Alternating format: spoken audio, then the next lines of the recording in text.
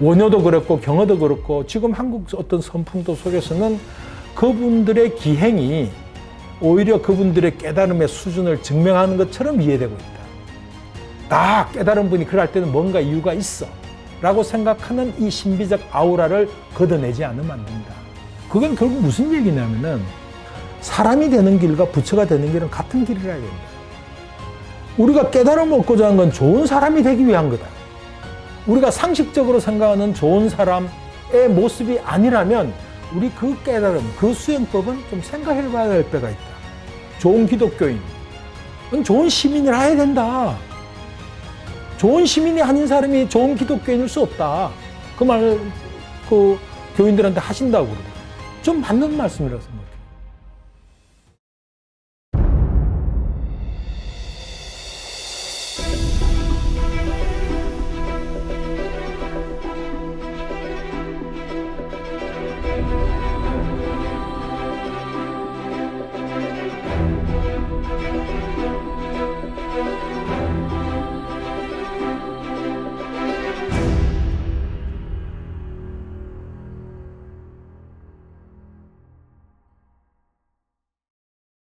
예, 안녕하세요.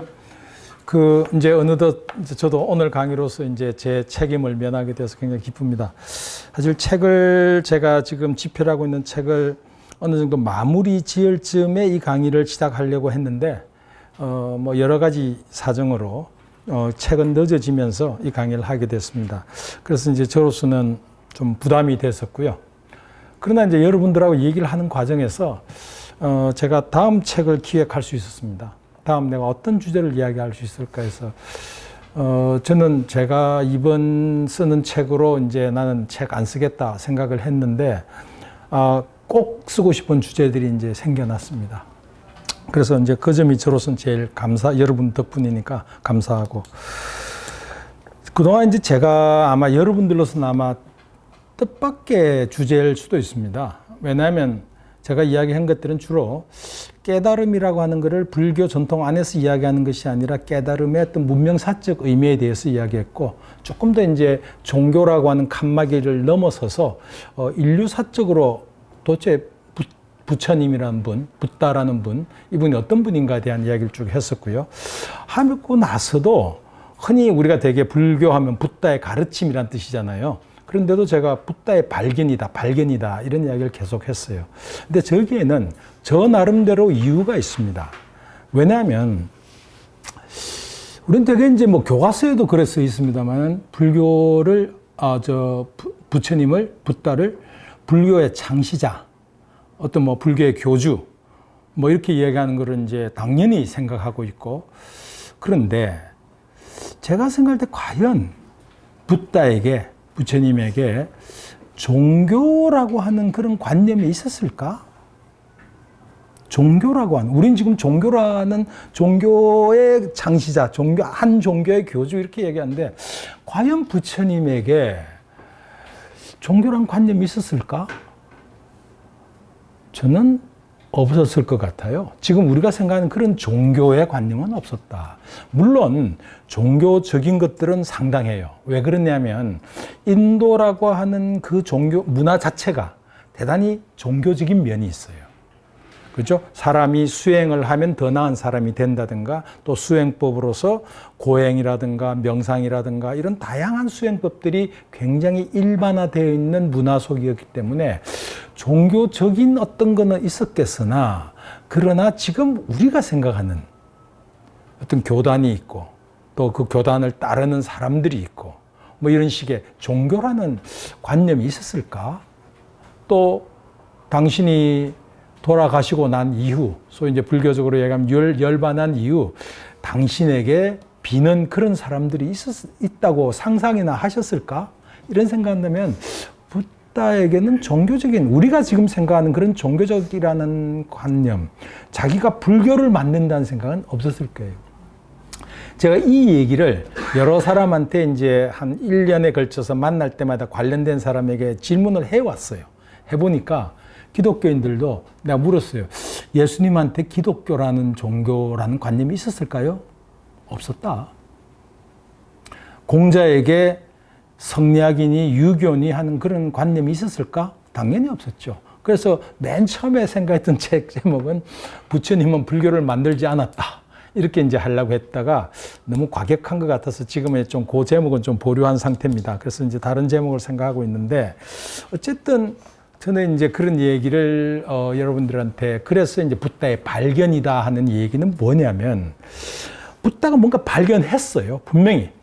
뭔가라는 게 딴 게 아니라 고통은 우리가 말하는 고라고 하는 것은 실체적이지 않고 원래 있던 것이 아니라 발생한 것이다. 그래서 이제 그걸 불교적 용어로 하면 연기적 생성물이다 이러는데 연기적 생성물이란 그 말 자체가 대단히 추상적 표현입니다. 이제 그런 점에서 저는 붓다의 발견이라고 하는 그 말에는 저것도 이제 저 소리도 발생한 거예요.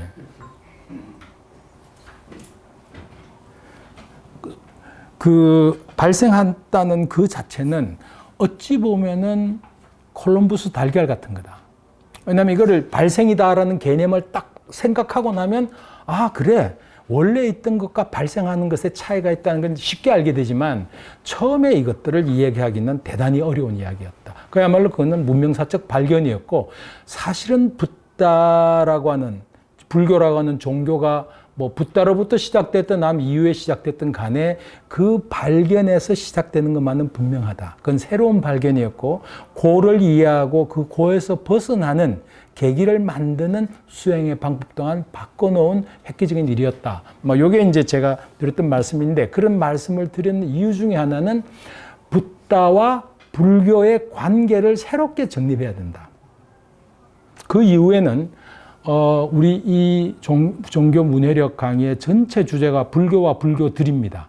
왜 Buddhism and Buddhisms 복수를 이야기하느냐? 왜냐하면 실제 우리 전 세계에서 현재 수행되고 사람들이 따르는 그 불교의 종류가 너무 많고 종류마다 굉장히 특징들이 있고 모든 게 공통적이지는 않다. 그게 기독교와 상당히 다른 점입니다. 한국에서의 기독교나 서양에서의 기독교나 사실은 속으로 들어가면 거의 다르지 않다. 그러나 불교는 복식, 의례방법, 불교 경전, 심지어 교리까지 상당히 다른 모습을 보이고 있는 복수 형태의 종교이기 때문에 이걸 어떻게 이해할까?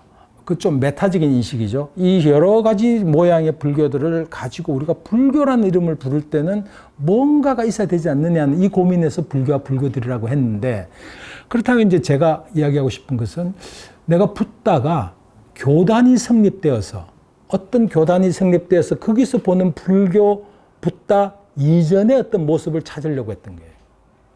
그런데 우리가 지금 요즘 아무리 오래됐다는 경전, 오래된 경전을 보건다 해도 붓다의 원래 모습을 찾기는 거의 불가능입니다. 무슨 얘기냐면은, 자, 부처님 대개 2500년 전 분입니다. 기원전 5, 6세기에 활동했던 분인데, 지금 우리가 갖고 있는 경전의 가장 좀 이렇게 너그럽게 상당히 오래된 걸 인정한다 하더라도 그 경전들은 대개 기원 전후에 만들어진 것들입니다. 물론 이제 뭐 전성을 했다, 구전으로 전성이 된 것을 모은 것이다라고 하지만 그러나 그것을 우리는 거기서 그리고 있는 부처님의 모습을 이게 원래 부처님 모습이야 하기는 어렵다. 그러나 지금 한국 불교를 보면 한국에서 워낙에 이제 가나선이 중요하고 가나선은 모든 종류의 불교 중에서 가장 최고 어떤가 하는 것이라는 어떤 얘기들을 오랫동안 해왔고 그런 믿음들이 있는 속에서 여러 이제 불교인들에게나 또 불교인들에게 이제 조계 현재 가나전 전통이라고 하는 것들이 이제 기대에 못 미치는 측면이 있다 보니까 이제 사람들이 스리랑카의 불교라든가 다른 어떤 지역에 있는 불교를 보면서 이게 진짜 부처님 말씀일 수 있겠다 라면서 이제 그게 관심을 가지기 시작하는 흐름이 있습니다. 그 흐름을 되게 이제 뭐 좋은 측면도 많아요. 그러나 이제 그분들이 생각할 때 이게 진짜 불교다라고 하는 근본 불교라는 개념을 가지고 들어온 거예요. 그 근본 불교라는 말에는 뭐냐면 원래 근본 불교란 말은 이게 불교 학적인 용어인데 일본 사람들이 오리지널 부디즘이란 말을 곤본 불교라고 번역을 한 거예요. 그래서 그 불교들은 사실은 유럽의 불교 학자들이 19세기 20초에 재구성한 불교, 그들 관점에서 본 불교, 그거를 근본 불교라고 이해했고, 그것을 이제 일본을 통해서 한국에 소개된 이래 이것이 원래 불교 본래의 모습이라는 어떤 생각을 갖게 됩니다. 상당히 초기 불교라고 하는 근본 불교, 그게 되게 빨리 불교나 또 어떤 경우 아함을 중심으로 한 불교들인데, 거기에는 어떤 불교의 모습이 있는 건 사실이에요. 그렇다고 해서 그 불교만이 진짜고 나머지 불교는 가짜라고 이야기할 수는 없습니다.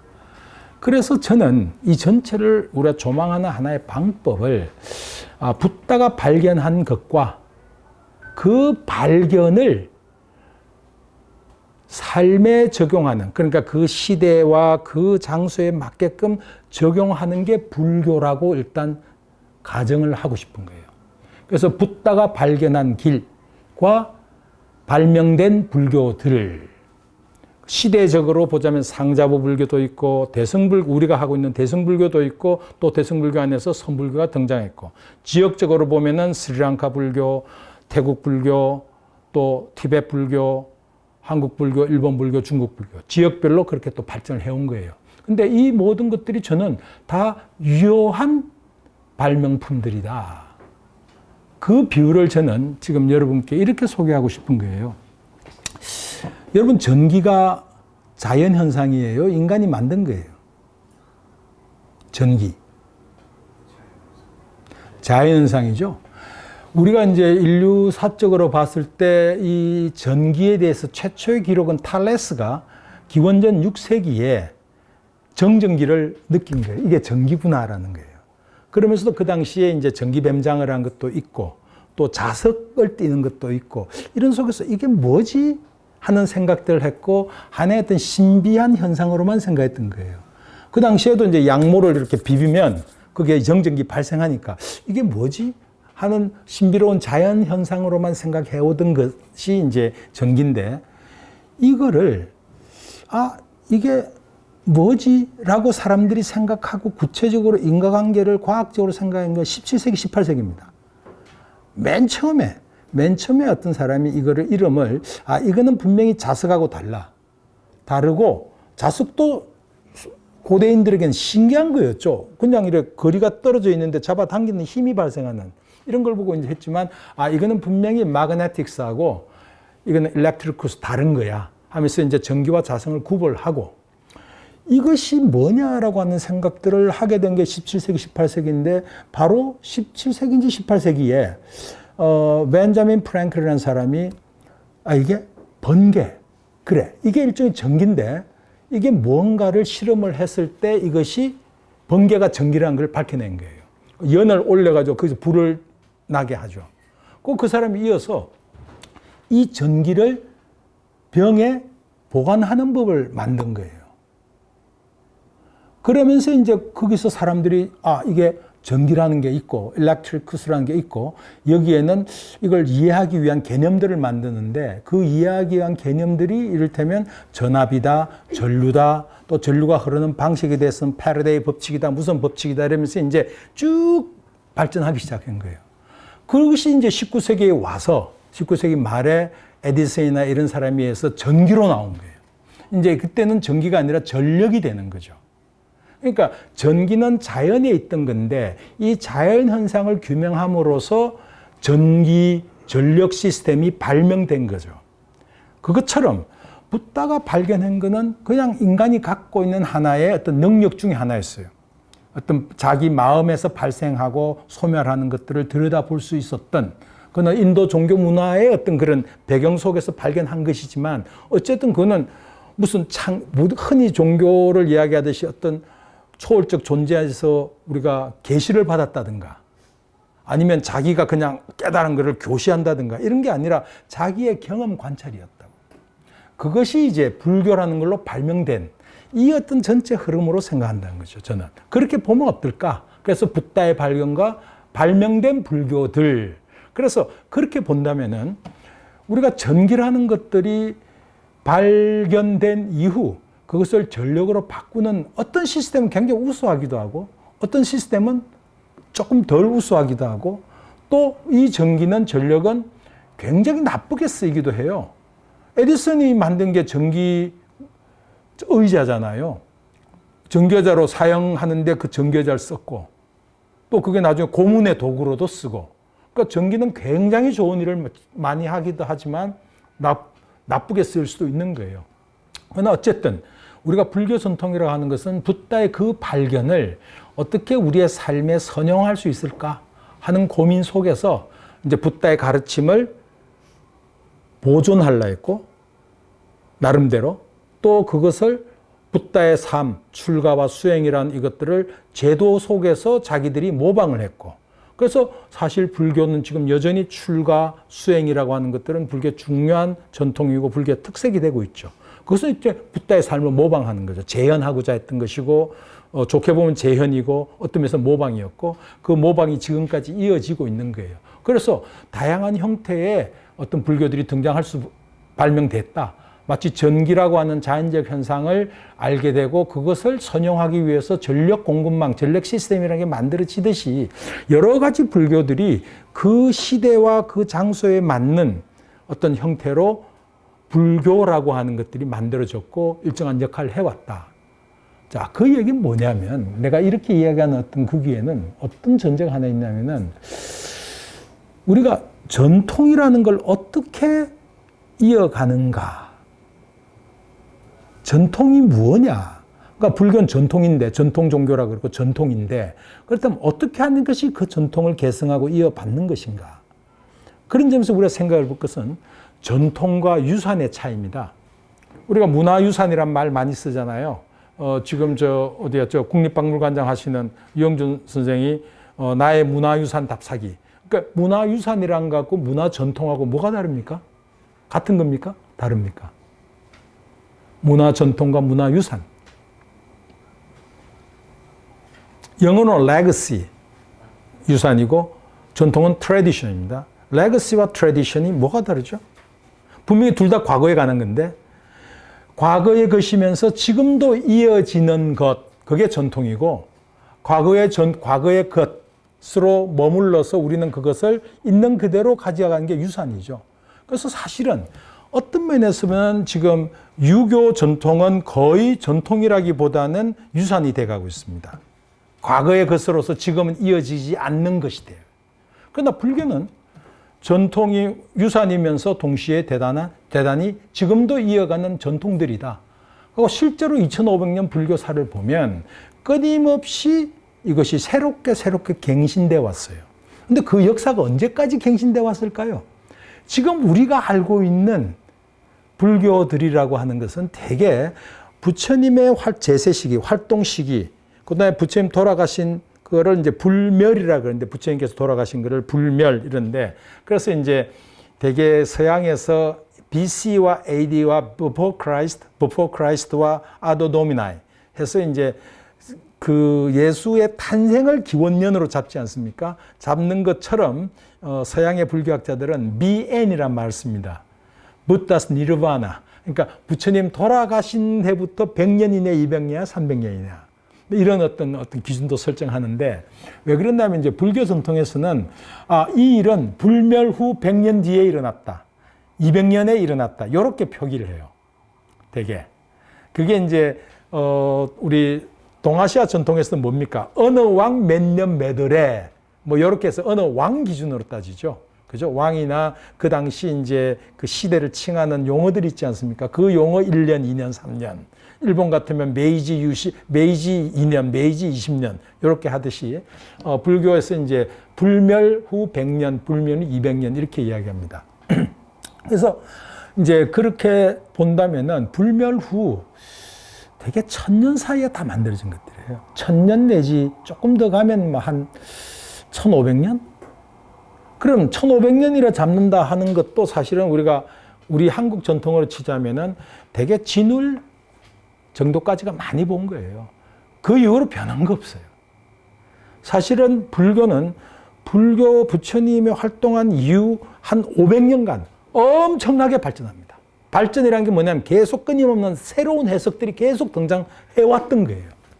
해오다가 그 이후도 사실은 대승불교가 등장하고 또 대승불교가 중앙아시아를 거쳐서 이제 중국 쪽으로 해서 이제 이쪽 동아시아로 들어왔을 때 그 이유는 또 나름대로 동아시아인들이 자신들의 전통과 접목시켜서 선불교란 걸 또 창안하고 기가 막힌 발전들을 해왔어요. 그러나 한 1000년, 1500년 정도 그런 발전을 그런 어떤 전개를 거듭하고는 거의 스탑된 거예요. 그러면서 우리는 지금 1000년 전 거 혹은 뭐 한 1500년 전 거 이것이 전통이라고 지금 우리가 이걸 따라가야 된다고 하는데 저는 그건 난센스다. 전통은 끊임없이 개신되어 온 역사라는 거예요. 끊임없이 변해왔다. 끊임없이 변해왔다. 그건 어떤 전통이라도 마찬가지다. 끊임없이 갱신되어 오지 않는 것은 생명을 잃은 것이고 그것은 유산에 불과하다.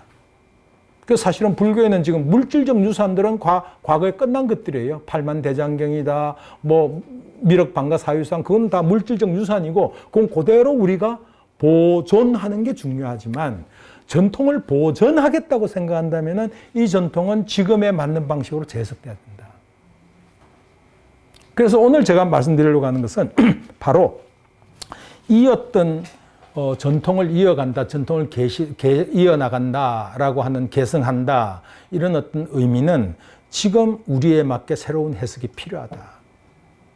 지금 진울의 시대, 심지어 원효의 시대, 혹은 그 훨씬 이전에 근본 스리랑카의 뭐 부다고시아의 시절, 혹은 그 이전에 불교를 우리가 재구성한다 하더라도 그 불교가 우리한테 어떤 의미가 있을까? 그러니까 그런 점에서 어떤 전기의 발견이라는 것과 저것이 자연현상을 인과관계로 규명하고 그것을 우리의 삶의 전력 시스템으로 바꿔서 지금 거의 모든 문명이 지금 이 에너지로 움직이고 있지 않습니까? 이런 것처럼 계속 우리는 전기 사용을 통해 전기라는 발견을 통해서 여러 가지 발명들이 이어져 왔고 심지어 지금 우리가 컴퓨터라든가 AI 시대 이 모든 것들이 전기가 있어 가능한 것들이에요.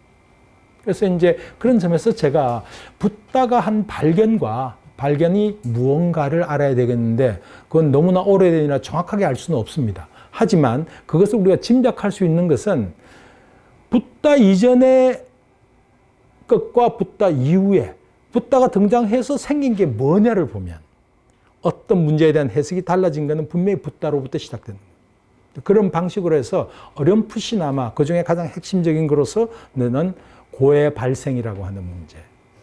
이 문제를 잡았고 그거에 대해서 이제 그것을 다양한 불교들이 발명되면서 이 고해 발생이라고 하는 연기법을 중심으로 해서 다양한 해석을 해왔다.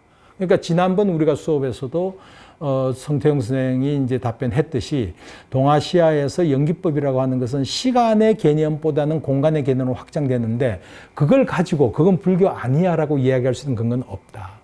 그건 나름대로 그 붓다의 발견을 근거로 해서 새로운 해석들은 이어져 왔다는 거예요.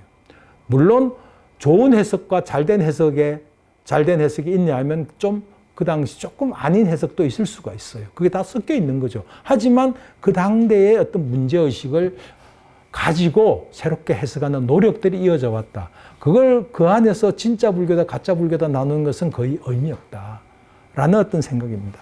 자, 그래서 그러면은 지난번에는 제가 불깨달음의 어떤 문명사적 의미를 이야기했지만은 자, 지금 우리가 거의 문명사라고 하는 점에서 본다면은 지금은 엄청난 문명 전환의 시대입니다. 저는 사실 어느 시대고 간에 우리 시대는 전환 시대라고 이야기 안 한 적이 없어요. 그 이영희 선생의 굉장히 유명한 책 있죠. 전환시대 논리.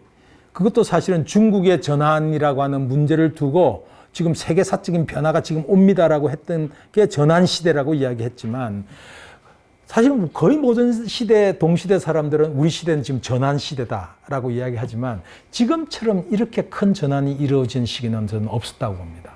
엄청난 지금 전환에 저는 와중에 와 있다고 생각합니다. 그래서 되게 이제 사회학자들은 이 지금 전환의 시대를 뭐라고 부르냐면 interregnum. 그게 이제 로마법에 나온 이야기인데 로마법에서 왕이 죽었어요. 그럼 그 다음 새로 왕이 와야 되는데 새 왕이 오기 전의 상태. 그럼 일종의 권력 공백기기도 하고 왕은 죽었는데 새 왕이 오지 않는 그 어떤 중간 과도기 시대. 이걸 interregnum이라고 그럽니다. interregnum인데 지금 이 시대가 그렇다라고 얘기하는 학자들이 많아요. 왜냐하면 과거의 문법은 더 이상 적용이 안 돼요. 안 맞아요. 우리도 지금 경험하지만 우리 자식들하고 대화가 안 되는 이유는 자식들하고 우리가 가치관이 달라서가 아니라 그 가치관을 표현하는 언어가 달라진 거예요. 실제로 우리가 여론조사를 하면 그렇답니다. 여론조사 기관 이야기는 크게 가치관 차이는 달라지지 않았다. 지금 젊은이들도 우정이 소중하고 부모와의 관계도 다 소중하다. 그러나 그걸 표현하는 문법이 달라진 거예요. 그런데 보면은 지금 같은 시대에 살면서도 동일한 문법이 없는 거예요, 우리는. 새로운 문법은 안 만들어졌고, 지금 다른 게 만들어지고 있는 이 시기를 우리 인터레그넘이라고 하는데, 지금 이제 그런 시대 같아요.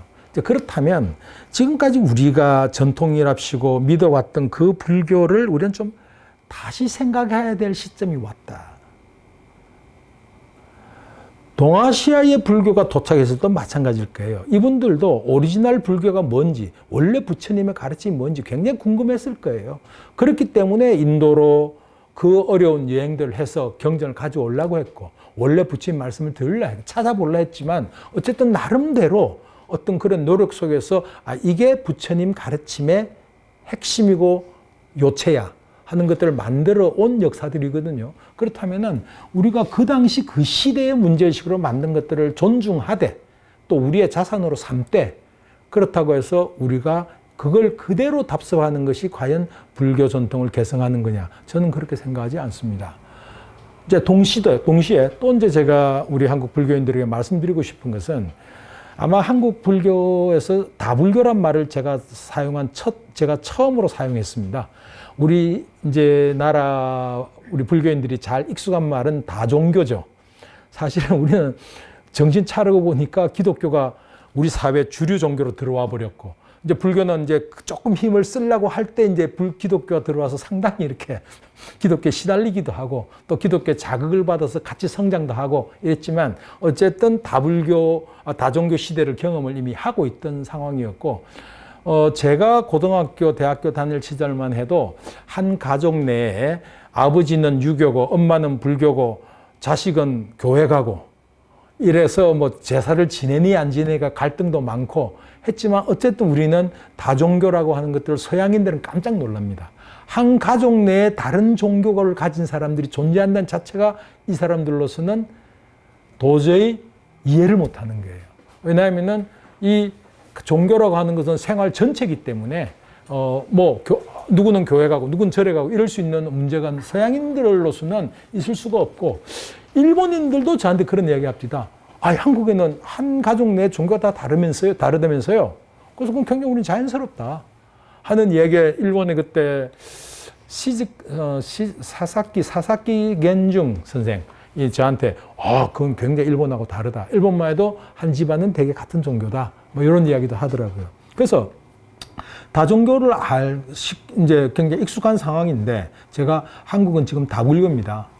왜 그러냐면은 전통적인 불교 국가, 우리도 이제 그게 속하는데, 전통적인 불교 국가로서 태국 불교도 들어왔고, 스리랑카 불교도 들어와 있고, 티베트 불교도 들어와 있고, 일본 불교도 들어와 있고, 대만 불교도 들어와 있고, 온갖 불교 다 들어와 있어요, 지금.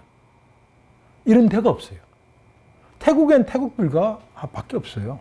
일본엔 다양한 불교학이 있지만 믿는 거는 그냥 일본 불교, 옛날 일본 불교예요. 근데 우리는 다불교적 상황이에요. 옛날에는, 저도 한때는 이것이 한국 주류 종단의 어떤 그런 허약함, 무기력함 아닌가라는 생각도 했지만, 이제는 전 좀 더 긍정적으로 생각해요. 왜냐하면 굉장히 개방적 태도다, 이거는. 그렇기 때문에 이제는 불교사 하면 대개 인도에 있었던 것, 태국에 있었던 일, 중앙아시아에 있었던 일, 중국에 있었던 일, 한국에 있었던 일, 이게 불교사였는데, 과거는 이제 우리의 불교사적 시야는 유럽과 미국으로 다 확대된, 이제 불교사 자체가 패러다임이 바뀌어버린 거예요. 이 속에서 지금 다양한 불교들이 지금 막 그냥 동시대에 지금 이렇게 공존하고 있는 상황이고, 서로가 서로를 지금 알아가는 과정인데, 다소 혼란스럽기도 한 것도 사실이에요. 그래서 우리는 지금 한국, 남한이라고 하는 이 좁은 땅에 온갖 불교가 다 들어와 있는 이 상황을 잘 이해하고 극복한다면, 그야말로 세계 불교사의 문제를 해결할 수 있는 역량을 갖추게 된다라는 어떤 그런 긍정적인 생각을 제가 하기 시작했습니다.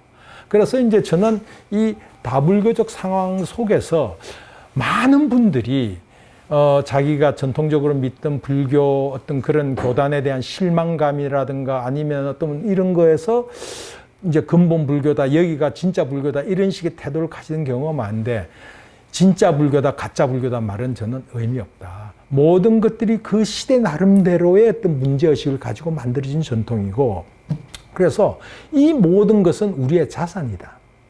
그거는 사실은 니체가 그런 이야기를 했어요. 사실은 우리가 그리스 철학을 이야기할 때 에피쿠로스 학파와 스토아 학파는 라이벌 학파고 서로 모순되는 이 얘기를 하고 있는 학파로 이해하고 있습니다. 근데 니체가 그래요. 우리에게 도움이 된다면 이전에 스토아 학파로부터 도움되는 말을 들었다고 해서 에피쿠로스 학파를 배척할 이유가 없다. 이 모든 것은 우리의 자산이다, 이런 이야기를 해요. 저는 굉장히 좋은 태도라고 생각해요.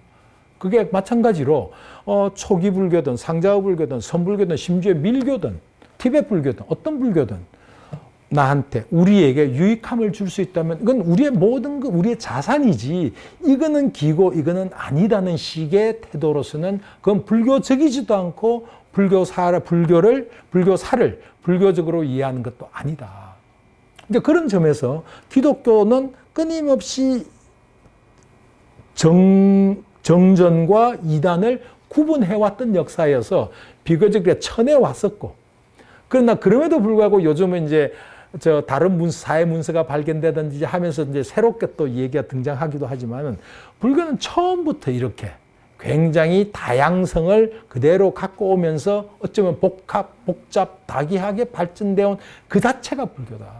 그래서 여기에 진짜 불교, 가짜 불교로 갈 수는 없다. 그러나 우리가 여기에서 불교가 나한테 나의 안녕과 행복을 보장해 주는 것이냐, 다른 사람과의 공존이라고 하는 것을 중요시 여기느냐 아니느냐, 이런 문제는 대단히 중요한 문제고, 그 지점 우리는 다시 붓다의 발견이라는 문제로 돌아가야 된다.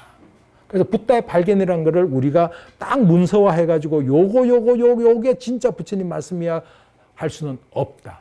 그 말의 어떤 그런 메시지, 이 메시지를 통해 그 메시지를 제가 정리한 것이 두 가지죠. 하나는 인간의 문제라는 거.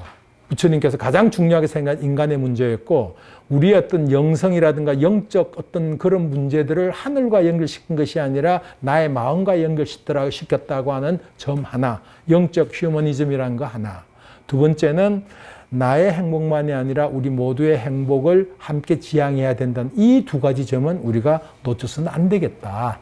더구나 지금처럼 우리가 물질주의라든가 이런 것들이 지금 팽배한 상황에서 나를 어떻게 지켜나갈 것인가, 이런 문제가 지금 첨예한 문제라고 생각하는데, 인간이를 어떻게 인간일 수 있을까 하는 문제가 지금 첨예한 이 시대에 불교가 기여할 수 있고 어떤 그런 기준을 잡는 것은 부처님의 발견이라는 문제를 우리는 끊임없이 더 찾아 들어가야 되지 않겠는가, 이런 점입니다. 그래서 제가 이제 드렸던 붓다의 발견이라는 것은 하나의 실론적인 것이고, 또 다른 것들을 발견할 분들도 있고, 이것도 부처님의 발견이야, 또 이거는 아닐 수 있어, 이런 식의 이야기들은 이제부터 좀 더 활발하게 진행되면 좋겠다라는 생각입니다. 그런 점에서 이제 제가 작년부터 지난 1년간 계속 이야기해온 게 있습니다. 우리는 이제 부처님을 표현할 때 열애 혹은 여거 이렇게 표현합니다. 그와 같이 오신 분, 그와 같이 가신 분.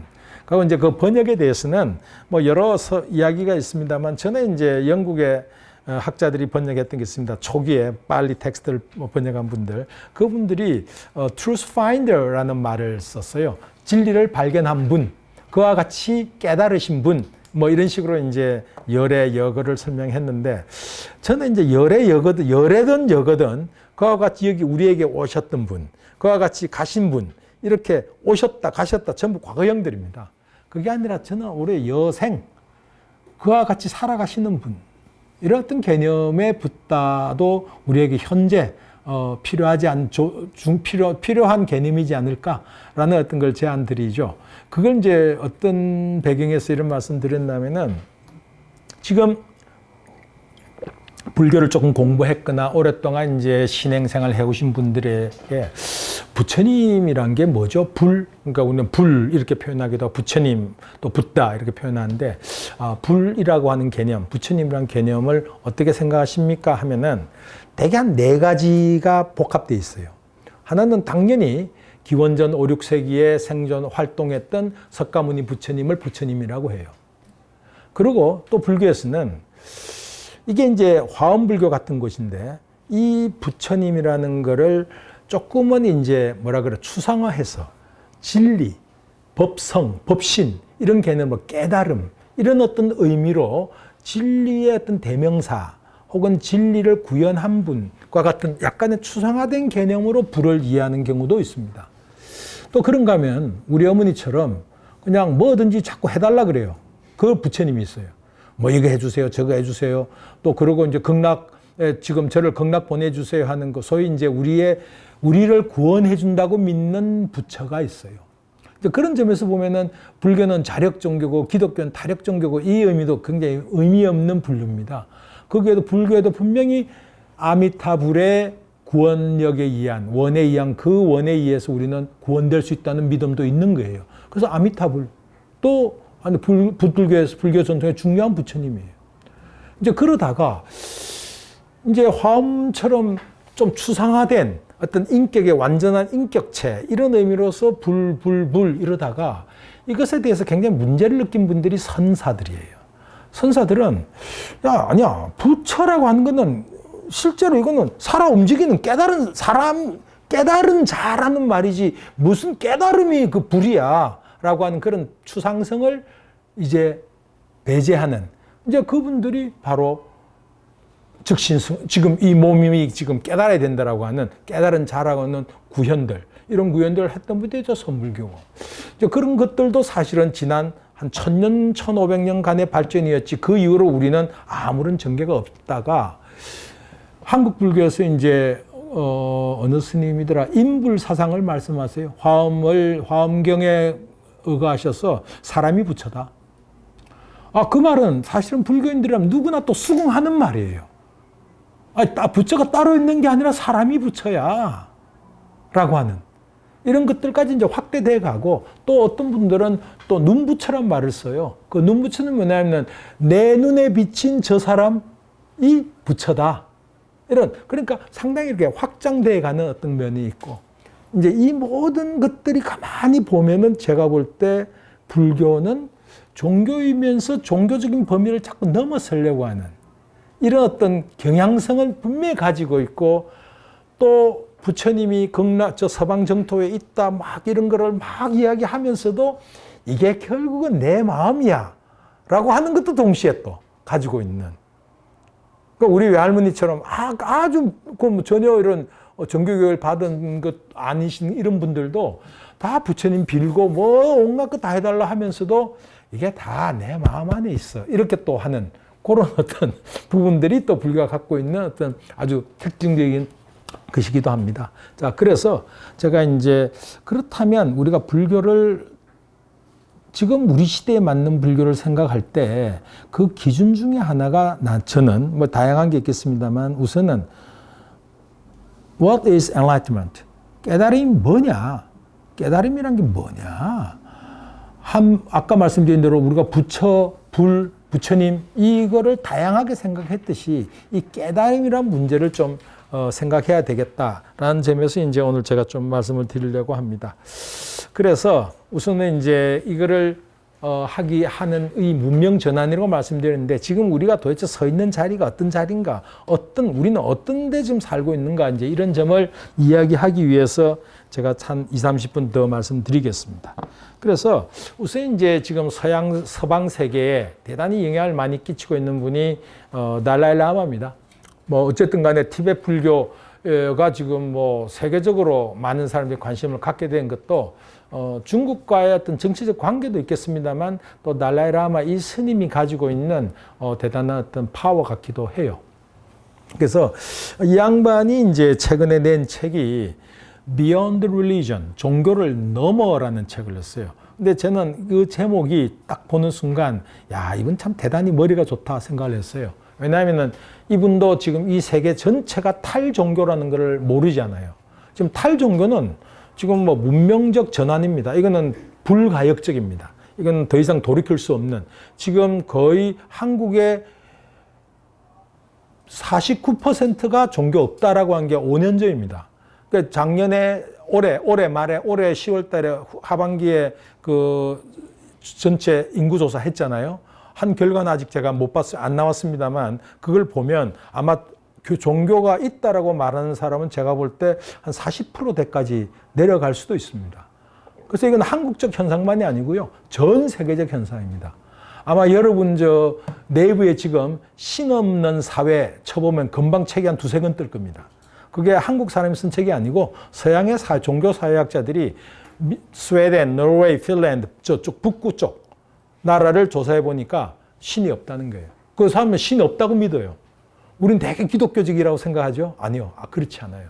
이제 이 신 없는 사회에서 이분들이 얘기하고자 하는 건 뭐냐면, 많은 사람들이 종교가 없으면, 특히 이제 기독교 국가에서는 만약에 기독교가 없다면, 신이 없다면, 사회는 범죄 구렁텅이가 된다라는 전제를 늘 해왔어요.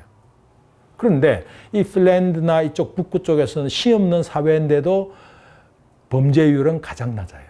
미국보다 제일 낮아요. 지금 서양에서 그래도 가장 종교적인 나라는 미국입니다.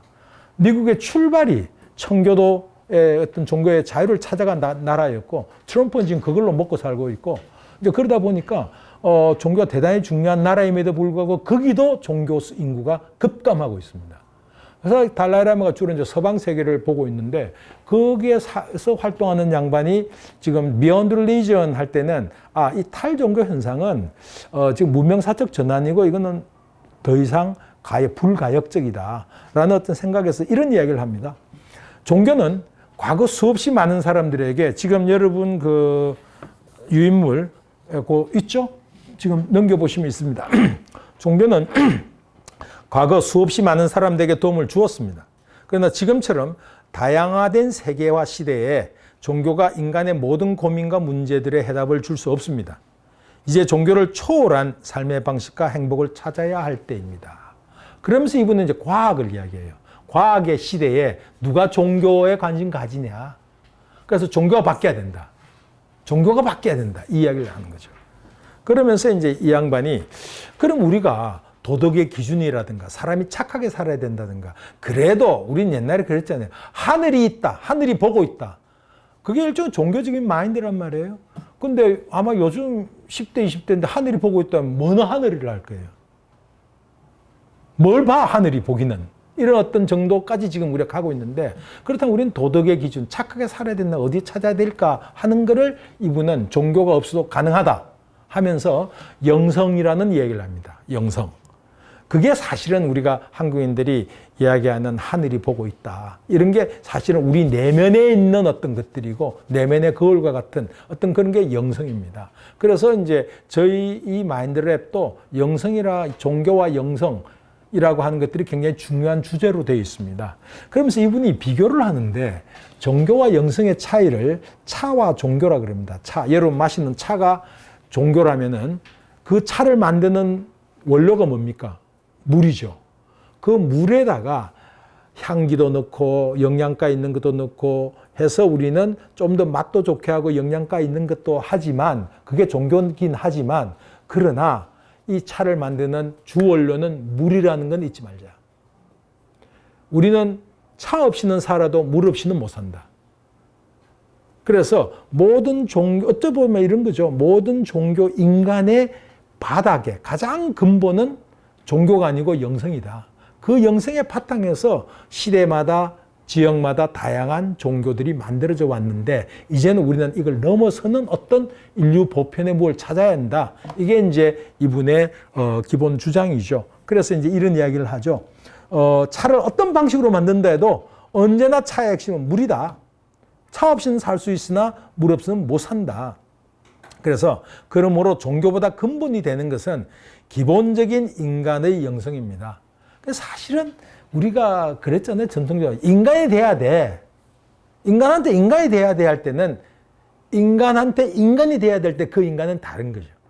그죠? 그게 우리가 말하는 어떤 그런, 요즘 언어로 하자면 영적인 것, 영성적인 것, 뭐 이런 것들이 이제 이분이 이야기하는 거죠. 그래서 종교가 있건 없건 인간으로서 사랑, 친절, 애정의 근본 성향을 가지고 있다. 누구나 가지고 있다. 그래서 사실은 우리가 이분이 이제 서양에서 활동하고 불교를 영어로 번역하는 과정에서 우리가 많이 배우게 되는 것 중에 하나가 사실은 친절이라는 겁니다. 부처님의 자비심 이러는데 언젠가부터 저도 어릴 때부터 자비심 이야기를 들으면 그 자비심은 뭔가 부처님이 우리한테 쫙 내려다 주는 그런 걸로 많이 생각을 했어요. 근데 사실은 이게 loving kindness예요. 사랑하고 친절한 거예요. 그래서 자비심은 친절로 드러나야 된다. 그래서 사실 친절이 굉장히 중요한 것 같더라. 저도 이제 경험적으로 그래요. 제가 사람한테 친절할 수 있냐 없냐가 그날의 내 상태가 어떤가를 내가 금방 짐작하는 거예요. 그거는 이제 대면한 사람에 대한 친절도 있겠지만 운전하다가 내 앞에 끼어드는 사람에게 빵 해봐야 이미 소용없는 일인데 꽝 해요, 저도. 그게 이제 불친절한 거죠. 불친절한 거죠. 미운 걸 표현하고 싶은 거예요. 그래서 사실은 우리가 일에 쫓기고 바쁠 때 나를 점검한 것 중에 하나가 지금 내 마음이 친절한가? 라고 하는 어떤 것들이 중요한 토대가 되는 것 같아요. 그래서 달라이라마 한 말이 있습니다. 나의 종교는 친절입니다. 그래요. 달라이라마를 만났던 사람마다 이 양반에게서 따뜻함을 느낀다거든요. 그 친절 같아요. 이 양반은. 그게 이제 가식적인 에티켓으로서의 친절을 넘어서는 친절함이 있겠죠. 사실 이제 한국이나 이 동양에 오래 왔다 갔다 한 서구인 미국인들 중에는 한국인과 일본인을 구분하는 방법을 이야기하는 분이 있어요. 그러니까 제가 배웠던 선생님들 중에 루 랭캐스터라는 분이 있는데 그분이 어떤 미국 교사하고 이야기하면서 그 미국 교수는 이제 일본은 좋아하고 한국은 안 좋아해요. 그 이유가 일본 사람들은 대단히 예의 바르다는 거예요. 지하철에서 부딪히면 죄송하다 그러고 사람에게 가급적 그 신세 안 질라 그러고 피하고 이러는데 한국은 와보니까 뭐 계속 부닥치면서 댕겨야 되는 거예요. 그리고 어떤 사람도 사과한 사람이 없어. 그러면서 한국은 굉장히 무례한 나라다. 그래 했더니 랭캐스터가 아니래. 네가 몰라서 그렇지. 한국은 not polite. 예의 바르진 않지만 but kind. 대단히 친절한 사람들이고 일본 사람들은 very polite but not kind. 예의 바른데 절대 친절한 사람 아니다. 근데 그 이야기를 제가 미국에서 태어난 교포 자제들한테도 많이 들었어요. 처음에 한국 와서는 정말 힘들었대요. 막 부닥치고 해도 아무도 막 그것도 안 하고 예의 바르지 않고 했는데 어떤 데 길을 물으면은 막 영어로 뜨듬뜨듬 하다가 영어 안 되면 손 딱 잡고 가자. 데려다 주는 거예요. 그게 한국이다. 그리고 미국 교수들이 일본에 가서는 1년을 지내도 집에 초대받는 일은 거의 없어요. 왜냐하면 일본 사람들 네아마를 해서 자기 동아리가 있어요. 거기에 들어온 사람들만 자기들끼리 뭔가 있어요. 그 밖에 사람들은 친절하게 대하. 그게 이제 혼내와 다떼마의 차이기도 하고 친절해요. 그러나 not kind. 근데 한국에는 외국 교수들이 와서 한 달만 있는데도 매주마다 초대받는 집. 그러니까 그만큼 한국 사람들이 이제 그런 게 있어요. 그래서 저는 항상 갖고 있는 그 친절함이 조금 더 이제 국제적 기준을 갖춘다면은 그야말로 이건 굉장히 우리 사회에 중요한 것인데 제가 요즘 느끼는 건 급격하게 이 친절이 사라지고 있어요. 한국 사회에서. 제가 제일 무서운 거는 요즘 우리 젊은 여자들은 저보다 덩치 키가 커요. 근데 쫙 오는데 누구나 그렇지 않아요? 이렇게 좁은 길을 가다가 서로 부닥칠 점 되면 서로 약간 피하잖아요. 와, 근데 이 사람들은 그냥 오르륵 오는 거예요. 너무 당황스러울 정도로. 그래서 뭔가 이분들도 우리 같은 나이 든 남자들에게 당한 피해들이 있어서 그런 느낌이 들어요. 그러다 보니까 나를 위해서 조금 비킨다든가 천천히 가는 아니에요. 그냥 확 가요. 그럼 내가 그냥 순간 불쾌하기도 하지만 어쨌든 지금 이런 친절함이라는 게 대단히 사라져가고 있고 편의점에서 아르바이트하는 그 젊은 학생들의 얘기를 들고 젊은 사람들 이야기 들으면 거의 기계음으로 이야기해요. 기계음으로 이야기하는.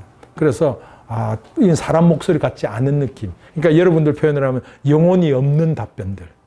이런 것들에 지금 많이 느끼고 있습니다. 자, 그래서 전 친절. 그래서 뭐 이런 통계들은 뭐냐면 여러분 보신 통계들은 미국에서는 종교 안 믿는다.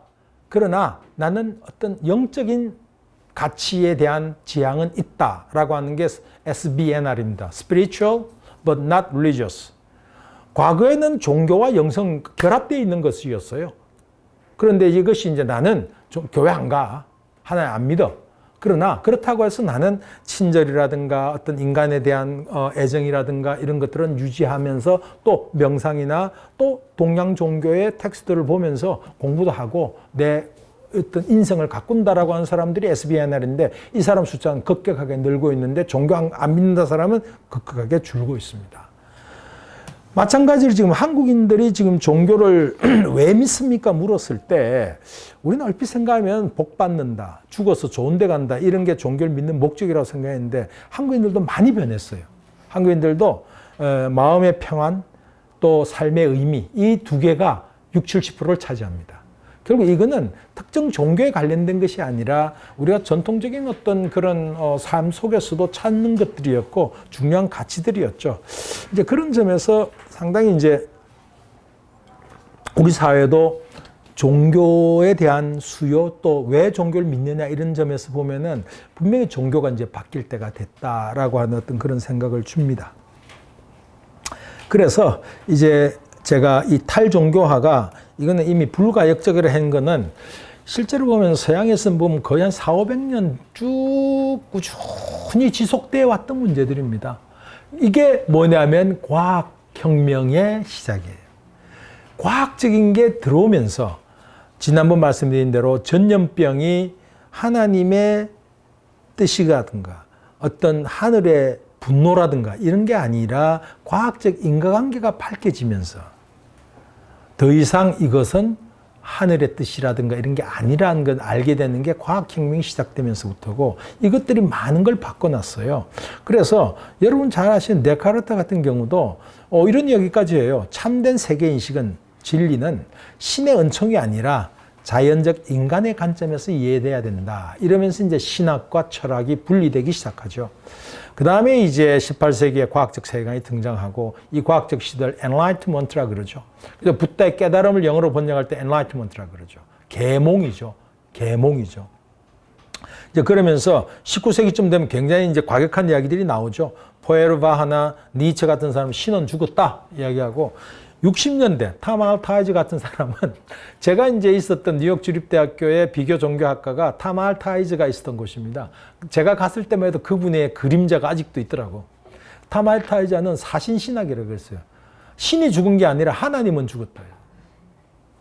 그때 60년대 히피 뭐 이런 어떤 거 이제 결합하면서 막 굉장히 급진적 신학이 나오는데 그때 나온 게 사신.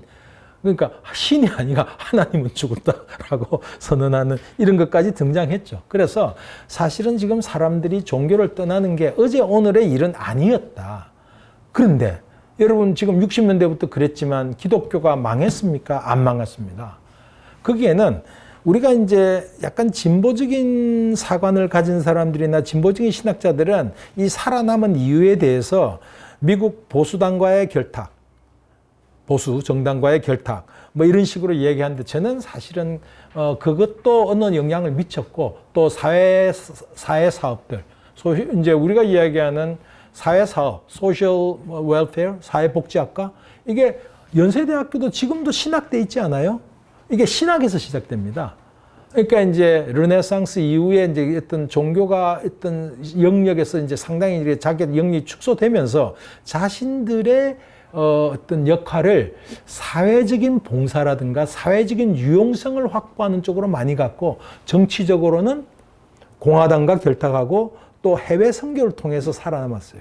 근데 이것만이 문제가 아니에요. 사실은 기독교 신앙 내에 엄청난 노력들이 있었어요.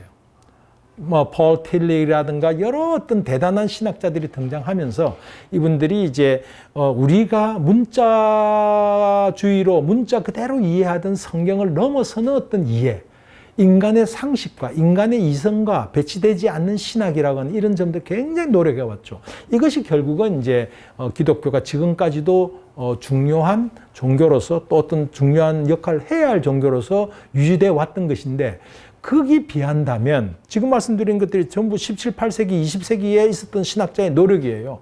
이런 노력 속에서 오강남 선생이 예수는 없다라든가, 또 오강남 선생이 쓴 보살 예수라, 뭐 이런 책이라 예수는 없다. 또 그 다음에 우리 기성 선생님이 쓴 보살 예수, 이런 것들이 다 그런 노력들이에요. 동양 종교, 특히 불교 전통을 굉장히 긍정적으로 받아들여서 자신의 종교를 새롭게 이해한 노력들이 있었다는 거죠. 그 비하면은 불교는 그런 노력이 전혀 없었어요. 꼭 과거 오래된 11, 2세기 가깝다 해봐야 그런 것들을 계속 반복해오는 것 외에는 해온 게 별로 없다. 그래서 저는 불교인으로서 이제 우리 불교가 좀 새롭게 생각해야 될 바가 많다는 말씀을 드리고 싶고요. 제가 이제 보석 상자의 비밀이라는 게 이런 겁니다. 그러니까 제가 지어낸 이야기인데요. 옛날에 어떤 부자가 있었어요. 이 부자가 죽을 때 보석 상자를 하나씩 두 아들한테 하나씩 줬어요. 큰 아들한테, 작은 아들한테. 그런데 열쇠를 안 주는 거예요. 이 안에 어마어마한 보석이 있으니까 니들 힘으로 열어서 먹고 살아라고 준 거예요. 이거 뭐 백방으로 그 열쇠를 열기 위해서, 그 잠긴 보석 상자를 열기 위해서 열쇠 그 기술을 배우기도 하고, 열쇠 장인한테 가서 해달라 요청하기도 하고, 본인들이 연구도 하기도 하고, 엄청나게 연구를 했어요. 그러다 결국에 이제 그 노하우를 알게 돼서 열었어요. 열어보니까 텅 비어 있는 거예요. 아무것도 보석이 없어.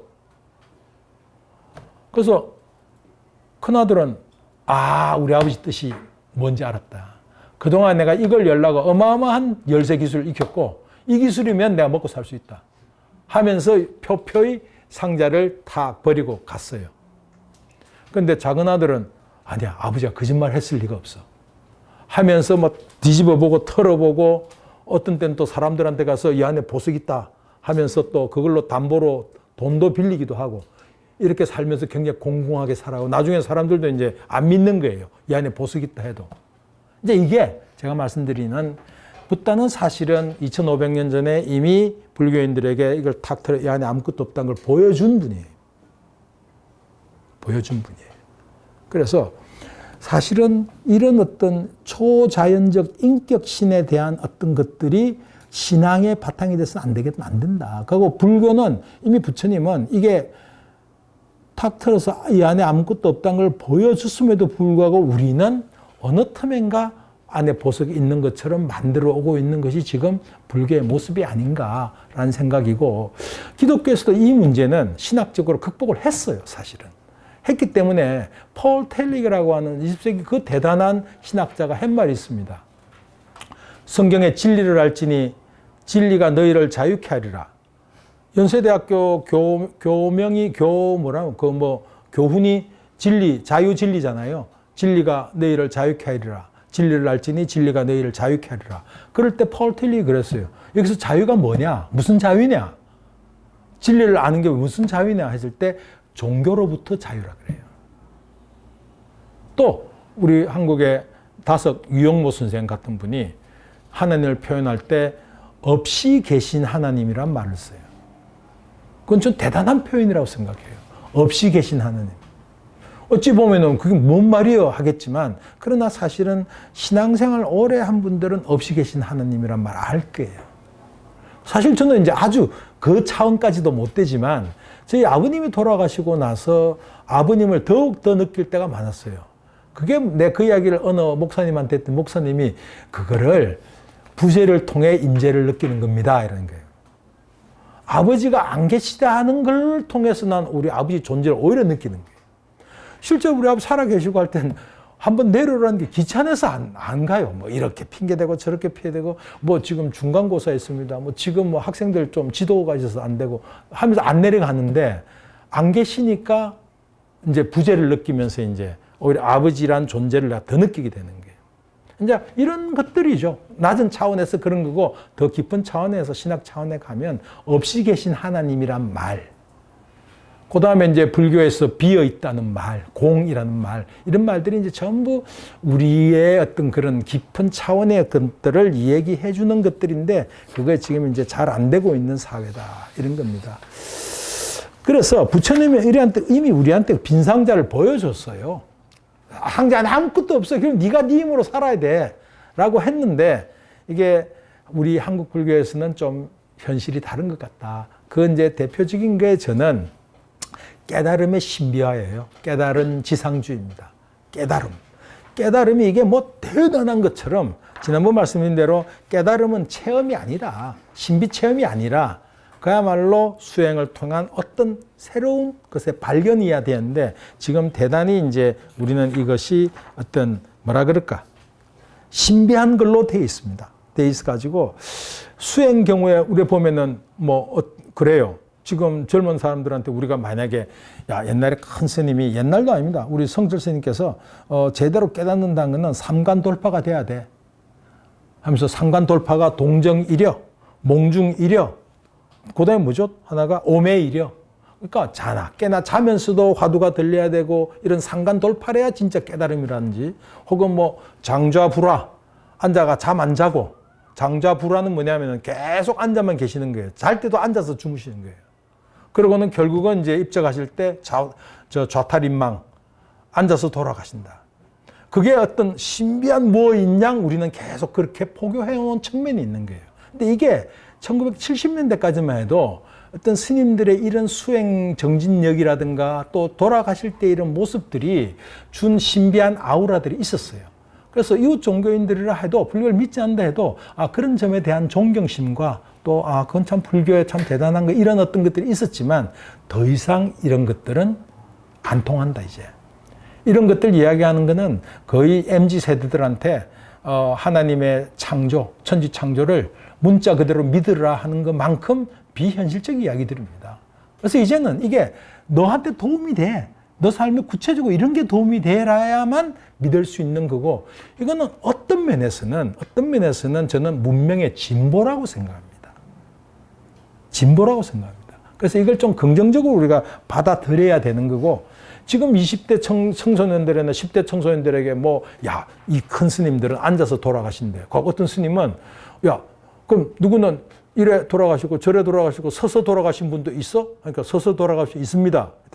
물구나무 서기로 돌아가신 분 그러니까 없습니다. 그러니까 물구나무 서기에서 돌아가셨다. 이런 이야기도 성가에 떠도는 거예요. 근데 이런 이야기들이 주는 약간의 뭐가 있었는데 더 이상 이런 거는 의미가 없다 이제.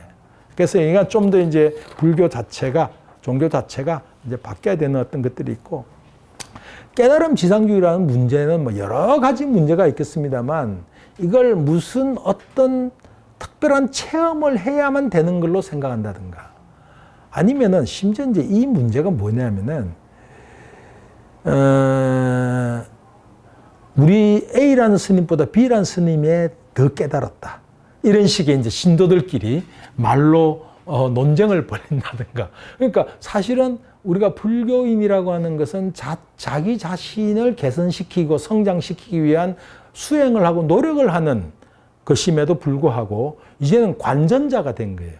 이 스님의 깨달음이 더 크다. 덕시 심지어 돌아가신 스님들 막 이야기하면서 뭐 법거량한 이야기를 하면서 마치 이제 자기의 어떤 모습인 양 이렇게 착각한다든가 이런 어떤 것들이 완전히 수행자들, 불교인들을 관전자로 만들어버린 이런 면도 있고 또 그렇게 깨달음이 신비화되면서 스님들 자체도 법문을 알쏭달쏭하게 하는 게 어떤 큰 깨달음의 징표인 양 이런 식으로 되어버리는 풍토들이 대단히 지금 걱정스럽고 많이 아쉽다.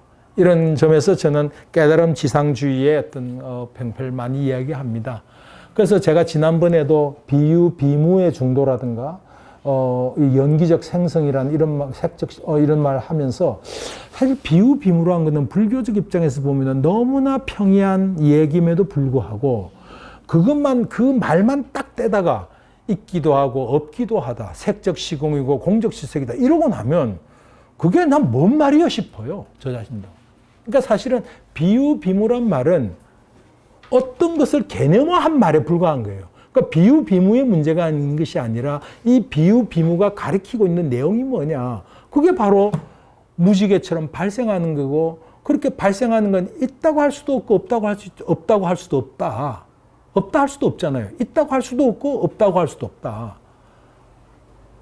원인 조건이, 인연 조건이 맞으면 생겼다가 원인 조건이 사라지면 사라지게 되는 그러니까 그걸 있다고 할 수도 없고 없다고 할 수도 없는 이게 비유, 비무인데 그게 실상인 거예요, 사실은. 내 마음이라는 것. 또 나라고 하는 자아관념조차도 어떤 원인 조건 하에서 생겼다가 없어지고 생겼다가 없어지는 이걸 있다고 해야 돼? 이런 거죠. 마찬가지로 무아 이야기도 마찬가지입니다. 무아도 사실은 비유, 비무예요. 그럼에도 불구하고 내가 없다라고만 주장하면 그게 수수께끼가 되고 신비한 이야기일 뿐 아무런 의미를 전달할 수 없는 이야기들이 되는 이런 부분들을 좀 우리가 극복해야 된다라는 어떤 생각입니다. 그래서 그 다음에 이제 하나가 이런 겁니다. 우리가 경허선인 경우도 그랬고 또 그 전까지 쭉 거슬러 가면 남전 참묘라는 게 있습니다. 불교인들은 좀 아시겠지만은 남전이 어느 날 보니까 이쪽 동당에 있는 제자들하고 서당에 있는 그러니까 옛날에 이제 우리 그 유교 서원도 보면 동제 서재 이래 있듯이 아마 수행한 스님들도 동쪽 방이 있고 서쪽 방이 있었던 것 같아요. 막 다투고 있는 거예요. 고양이가 하나가 절름발이가 다쳤는데 이제 이쪽 스님 키우던 이쪽 방에서 키우던 고양이 모양이에요. 그랬더니 이제 이쪽 스님들이 저쪽 스님들한테 당신들 이에 이렇게 만든 거 아니냐 하시고 다투고 있는 거예요. 그걸 딱 보고는 이제 남전 스님이 가서 딱 고양이를 잡아가지고 자 한마디 해. 니들 제대로 한마디 안 하면 나 얘 죽인다. 근데 아무도 제자들 말 못하니까 죽였다는 거예요. 그러니까 이제 그날 저녁에 이제 조주가 어디 갔다가 오니까 조주한테 오늘 있었던 이야기를 했어. 오늘 이래서 내가 고양이 죽였어. 이랬더니 조주가 신발을 벗어가 머리에 탁 올리고 그냥 걸어 나가 버렸다. 그랬더니 남전이 너가 있었더라면 고양이는 안 죽었을 텐데 이 이야기예요. 저는 뭐 그 이야기를 뭐 다양하게들 해석합니다. 그러나 왜 하필이면 살아있는 생명을 죽이는 이 얘기를 통해서 뭘 깨닫게 한다든가 그걸 얘기한다는 자체가 난센스다. 이제 그 이야기는 뭐냐면은 도대체 깨달았다라고 하는 건 마음의 자유를 얻었다는 건데 마음의 자유가 행위의 자유를 보장하느냐. 원효도 그렇고 경허도 그렇고 지금 한국 어떤 선풍도 속에서는 그분들의 기행이 오히려 그분들의 깨달음의 수준을 증명하는 것처럼 이해되고 있다.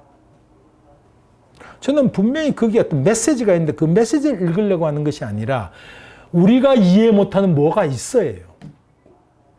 다 깨달은 분이 그럴 때는 뭔가 이유가 있어 라고 생각하는 이 신비적 아우라를 걷어내지 않으면 안 된다.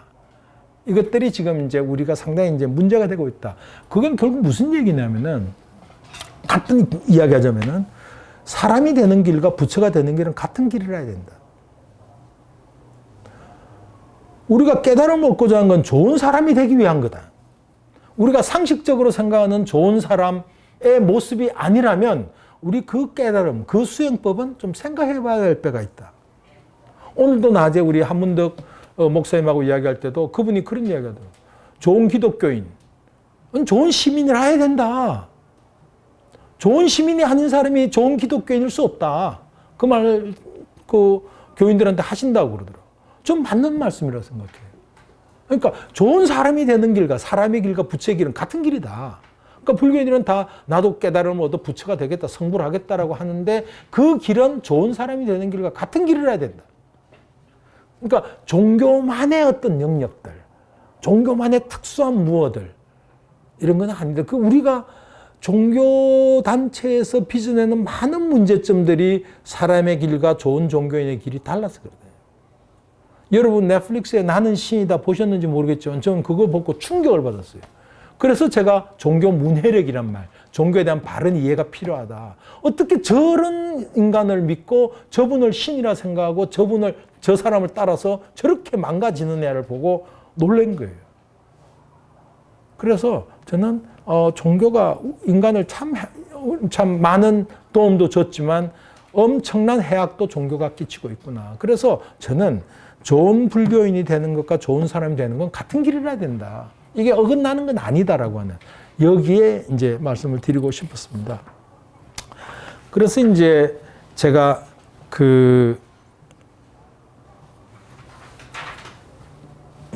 조금 이제 이야기를 좀 해야 되겠는데, 그래서 이제 우리가 불교는 오랜 동안에 이제 우리가 아까 말씀드린 출가 제도라고 하는 것은 불교의 근간이 되고 있는 것 같아요. 그게 한때 우리가 일본 불교를 보면서 우리도 저렇게 하는 것이 불교를 현대화하고 근대화하는 거 아닌가라는 어떤 생각도 있었습니다만, 그래도 보니까 결국은 출가 제도라고 하는 것은 대단히 저는 불교의 근간이 되고 있다. 이걸 쉽사리 바꿀 수 있는 건 아니겠구나 하면서 출가의 의미에 대해서는 다시 생각해 볼 필요가 있다 이런 거죠. 왜냐하면 출가자들이 그리고 있는 어떤 세간의 모습이라고 하는 것은 대개 이야기하듯이 삼계 화택이에요. 불타고 있는 삼계예요.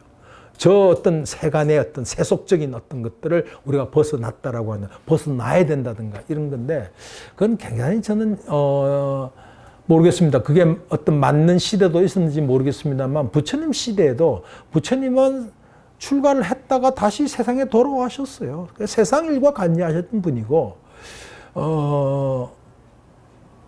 그래야 됨에도 불구하고 삼계 화택이라든가 어떤 세간에 대해서 자기는 어떤 떨어져 있다라고 하는 이런 어떤 부분들을 강조 많이 하는 부분들은 더 이상 유효한 생각은 아니다라는 거고, 세간이 하찮아서 버린 게 아니고 세찬이 소중해서 버렸다라고 하는 그 생각들, 그게 뭐냐면은 우리가 표백제 안 마시는 것이 대단한 희생이, 우리는 표백제 뭡니까? 희생이라는 거는 소중한 걸 버리는 거 아니에요? 그러니까 소중한 세간을 버렸기 때문에 존경받는 거예요. 근데 하찮은 걸 버렸다. 나 이제 표백제 안 먹겠어. 이건 대단한 결심도 아니에요. 그건 안 먹어야 되는 거니까. 이제 그런 점에서 저는 소중한 것을 버렸다고 하는 인식을 가지고 있을 때, 그것이 난 중요한 어떤 출가의 어떤 그 정신도 더 존경받는 것이 아닌가라는 생각입니다.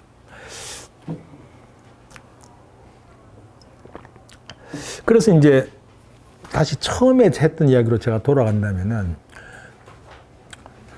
부처님이 아주, 저는 그 당시에 이제 이번 우리 여기서 강의하는 분들도 보면 자인화교와 불교를 굉장히 비슷하게 생각하고, 한국의 수행 풍토를 조금 비판하기 위해서 자인화교의 엄격한 수행을 대단히 좀 높게 평가하는 모습들을 많이 봤어요. 전 그건 조금 잘못된 인식 아닌가라는 생각입니다. 뭐냐면요, 부처님은 마하비라하고 거의 동시대입니다. 마하비라 조금 더 나이가 많을 거예요. 한 1, 20년 많을 텐데, 그런데 부처님하고 마하비라 굉장히 다른 점이 많아요. 제가 말씀드린 대로 고해 문제만 해도 마하비라는 그걸 실체적으로 물질적인 실체로 봤었고, 부처님이 이걸 이제 영기적 생성물로 봤던 건데, 근데 바로 그 점 때문에 붓다의 제자 중엔 깨달은 제자가 많아요. 지금 불교 경전에서 보면 다섯 비구 찾아가가지고 다섯 비구한테 설명했을 때 다섯 비구가 사실 일인의 깨달음을 얻고, 또 부처님이 전법을 시작한 지 얼마 안 돼서 60명의 제자가 모입니다. 모였을 때 저는 굉장히 감동적인 말씀을 하시죠. 60명의 제자가 생겼을 때 이제 이 세상에 61명의 깨달은 자가 생겼다. 그대들도 여러분도 나도 신의 굴레, 인간의 굴레로 벗어났다는 얘기예요. 그러니까 제자의 깨달음을 동등하게 보는 거예요. 과연 이게 교주가 제자를 대하는 모습이 아니에요. 거의 동료를 대하는 모습이라는 그런 느낌을 받을 정도로 어떻게 자신의 깨달음의 경지와 똑같이 취급해 주냐는 거예요. 어느 교주가 그런 교주가 없어요.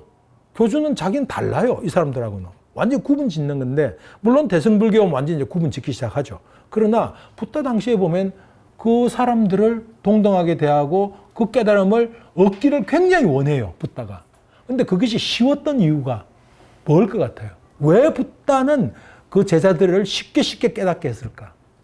마하비라의 제자는 11명의 제자를 얘기하는데, 그 중에 이제 가장 그 마하비라의 측근이라고 하는 사람이 가우타마 스와미라는 사람이에요. 근데 이 사람이 이제 가장 수제자라 그러고 최측근인데, 이 사람이 언제 깨달음을 얻는 줄 아세요? 마비라 죽고 난 직후예요. 근데 붓다는 살아있을 때 금방 다섯 딱 깨닫게 만들어. 금방 또 누구 이야기, 왜 그게 가능해? 그게 불교가 과장된 이야기일까요? 전 과장된 이야기라 생각해요. 그게 왜 그러냐면 붓다의 가르침은 자신이 밟았던 그 길, 이거를 역공학한 거예요. 역공학이 뭐냐면 리버스 엔지니어링인데 우리가 어떤 제품을 만들고 싶은데 만들 능력이 없어요. 그럴 때 어떻게 합니까? 그 제품을 사다가 다 분해해서 재조립하죠. 우리가 처음에 75년도에 포니차 만들 때 미쓰비시 엔진 사다가 그렇게 해서 엔진 만드는 기술을 배웠어요. 붓다는 자신이 깨달음이라고 하는, 자신이 경험한 깨달음이라는 걸 전부 분해합니다. 해체합니다. 해체해서 처음 출발해서부터 재조립해요. 그 과정이 붓다의 가르침이에요. 붓다의 가르침은 교시하는 게 아니에요. 자, 이렇습니다. 이렇지 않니? 저렇지 않니? 이래 해봐, 저래 해봐. 이런 어떤 가르침의 방식이니까 금방 그 깨달음을 따라갈 수가 있는 거예요. 자기 경험을 되짚어서 이 길로 가면 안 돼. 이 길로 가기 쉬운데 이거 아니야. 라고 하는 가르침을, 그런 방식의 가르침이었기 때문에 굉장히 깨달음을 잘 얻었어요. 그래서 실제로 저는 그 이후에 다른 불교권으로 넘어가서 거기서 깨달음을 얻는 사람들이 쭉 등장하고 대표적인 게 동아시아의 선사들이에요. 저는 그분들 깨달음, 제대로 된 깨달음이라고 생각해요. 붓다의 깨달음 자체가 그런 종류의 깨달음이에요. 근데 이게 언제부턴가 우리가 굉장히 신비한 체험, 한 소식을 한다, 견성의 어떤 그런 어떤 어떤 이게 이상한 아우라들이 막 신비적 아우라가 붙으면서 깨달음이 일상화된 게 아니라 깨달음이 이상하게 안 되고 있는 거예요. 그러다 보니까 전 요즘 이제 한국 불교에서 어떤 사람들은 이제 더 이상 선지식이 안 나와. 경허 스님, 성철 스님, 또 그 청하 스님 이런 이야기도 하지만은 어느 한 분에 대해서도 모든 사람이 저분 깨달은 분이야 하는 분은 또 없어요. 성철 스님 따르면 성철 스님 따르면 이 따르면 이 따르면 그러면서 선방 수자들은 20년을 앉아있다 30년 앉아있을 때도 안 돼 지금. 좌절감을 느끼는. 그리고 이제 지난번 김용수 생 말대로 이건 잘못된 것이 조사선 전통에서 내려온 것이기 때문에 같이 항상 생활하고 같이 늘 대화하고 독참하면서 독대하면서 서로 인터뷰하고 가르쳐주는 이런 어떤 관계 속에서 가나선이 이루어지는 거지 그냥 화두 주고 해! 이거 갖고는 아니다. 그러니까 수행 방법이 잘못됐든지 우리 지금 시절 인연이 이 시대가 깨달은 자가 안 나오는 이런 원인인지 여러 이유들을 대면서 어쨌든 선지식이 없다 이러는데 전 또 다르게 생각해요. 저만 해도 적어도 우리 시대에 우리의 스승이 될 만한 그런 깨달은 스님이라고 하는 분을 저는 몇 분 꼽을 수 있어요. 몇 분. 그런데 왜 사람들이 없다고 하느냐? 왜냐하면 사람들이 생각하는 깨달음을 얻은 자는 뭔가가 달라야 된다고 생각하는 거예요. 뭔가 신비적인 아우라가 있어야 된다고 생각하는 거예요. 카리스마가 있어야 되고. 근데 그런 거를 기대하는 그런 깨달음은 없다. 오황남 스님이 그런 예수는 없다 했듯이 당신이 믿는 그런 예수는 없다 했듯이 저도 당신이 우리가 지금 선방에서 생각하는 혹은 일반 불교 전통적인 신자들이 생각하는 그런 깨달음은 없다. 그런 거 기대하지 말자. 오히려 중요한 것은 깨달음이라고 하는 게 얻을 수 있는 게 아니에요. 지금 제가 말장난하는 게 아니고 열반 불가득, 이런 말 쓰잖아요. 불가득 그건 또 이상하게 열반을 신비하게 만들어버려. 열반 한참 이야기해놓고 열반 불가득이에요. 왜 불가득이냐? 깨달음은 물성을 가진 그런 어떤 명사가 아니에요. 깨달음이란 말은 동사 형태입니다. 동사입니다. 동사의 과거 분사입니다. 상태입니다. 그게 똑같은 게 뭐냐면 행복이에요. 어떤 책 제목이 행복이 가득한 집 이런데 행복이 가득한 수가 없어요. 행복한 사람은 있어요. 그러니까 행복이라든가 깨달음이라든가 이런 거는 명사로 쓰고 있지만 사실은 명사가 아니라 동사들이에요. 어떤 상태를 나타내는 말들입니다. 그래서 행복한 사람이 있지 행복이 가득한 집? 그걸 어떻게 행복을 살 수 있어요? 그러니까 우리는 행복 살 수 없다면 뭐 이제 또 그걸 또 다르게 이해하기도 하는데 그렇게 물성을 남한테 얻거나 주거나 팔거나 이럴 수 없는 것, 물성을 가진 게 아니에요. 상태인데 깨달음은 어떤 상태예요? 그런데 불교 전통이 늘 강조해요. 깨달음은 어떤 상태냐? 지혜와 자비예요. 근데 지혜와 자비가 깨달음의 상태이면서 그 깨달음의 상태로 가기 위해서 필요한 건 뭐죠? 지혜와 자비예요. 여러분, 행복을 원한다면서 지금 행복하지 않은 사람 행복 못 얻습니다. 상태이기 때문에. 우리가 잠을 자려고 하지만 잠도 불가득입니다. 왜? 명상 아니잖아요. 상태잖아요. 그래서 잠이 오는 상태라고 하는 거는 그거는 얻을 수 있는 게 아니라 잠 자려는 노력을 해야 잠이 오는 거예요. 깨달음도 깨달음을 실천해야 깨달음을 얻게 되는 거예요. 그게 팔정도가 대표적이죠. 팔정도는 깨달음에 이르는 길로 붓다가 이야기를 했고 모든 불교인들이 팔정도가 깨달음에 이르는 길이라는 건 다 동의합니다. 그런데 팔정도는 부처가 살아가는 모습이 팔정도이기도 합니다. 부처가 어떻게 살았느냐? 팔정도대로 사는 거예요. 그래서 부처로 살아야 부처가 된다는 이야기입니다. 그리고 깨달음을 추구한다는 말은 시다르타처럼 스승이 없을 때 하는 이야기예요. 스승이 없으니까 뭐가 깨달음인지 모르니까 늘 시행착오고 헤매고 다니는 거예요. 근데 우리는 스승이 보여준 길이 있잖아요. 일단 붓다를 스승으로 삼겠다면 붓다가 보여준 길이 있어요. 그 길로 가면 돼요. 근데 그 길이 부처로 살아가야 부처가 된다는 그 길이에요. 그러니까 우리 그런 이야기 하잖아요. 그때 나도 박수빈 씨하고 이야기 같이 들은 것 같은데 어떤 사람이 누가 그럽디다 글쓰기 뭐 하는 사람이 소설가가 되고 싶어요. 소설 쓰세요. 진짜 소설 쓰세요. 그럼 소설가예요.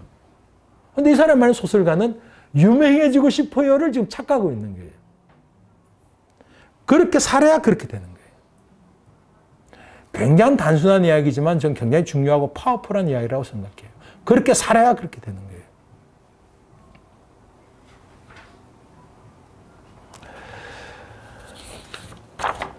그래서 저는 이제 이때까지의 이야기들을 어쨌든 요약하자면은 붓다를 불교 전통 안에서만 보던 것들은 이제 조금 지양해야겠다. 조금 더 그 바깥에서 봐야 되는데 그 방법론적으로 교단 이전의 붓다의 모습을 내 나름대로 한번 찾아보려고 했다. 그것이 붓다가 발견한 길이라고 하는 표현으로 했었고, 그 다음에 이제 각 전통 내에서 상자부 오래됐다 하지만 다른 것보다 older한 것이지 the oldest는 아니다.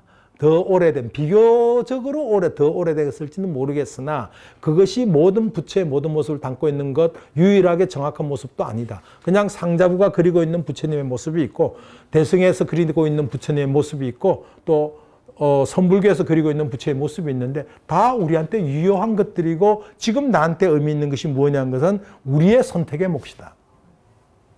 그래서 붓다가 발견한 것, 발견한 길과 또 그 발견을 토대로 한 불교들, 발명품들인 불교들은 다 유효한 것들이다. 그럼 우리 시대의 불교는 어떠해야 되는가에 있어서 저는 이제 한 가지 우리가 지금 생각하는 것은 바로 인문주의, 그 다음에 과학적 세계관, 이 두 개는 우리가 버릴 수 없는 우리의 토대들이다. 그런 점에서 저는 여러분 아시는지 모르겠습니다. 발트 베냐민이라고 하는 문해평론가가 있습니다. 저 굉장히 좋아하는 분인데 베냐민이 이런 근대의 핵심 과제를 뭐라고 표현하냐면은 세속에서 메시아 찾기 이릅니다. 그러니까 이제 성당에 가서 교회에 가서 메시아 찾지 마라. 세속에서 찾자. 시장에서 찾자. 이 이야기인데 멋있는 이야기죠. 하고 사실이고요. 마찬가지로 저는 이제 우리를 불교적으로 이해하자면은 일상에서 불성을 실천하자. 붓다의 성품을 실천하자. 일상에 실천하자. 이게 저는 불교의 핵심적 과제라고 생각합니다. 이제 사찰이라든가 선방이라든가 이런 특별한 공간에서 깨달음을 추구하는 것은 불교의 핵심적 가치일 수가 없다. 아까 말씀드린 대로 추구한다는 것은 길을 모를 때 추구하는 거예요. 길을 아는데 뭐. 깨달음으로 살아야 깨달음을 얻는다는데.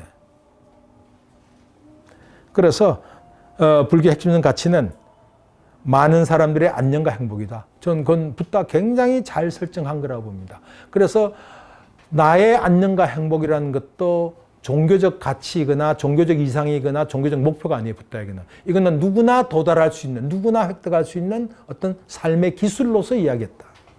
그래서 저는 많은 사람들의 안녕과 행복을 위해서 깨달음을 실천하는 일.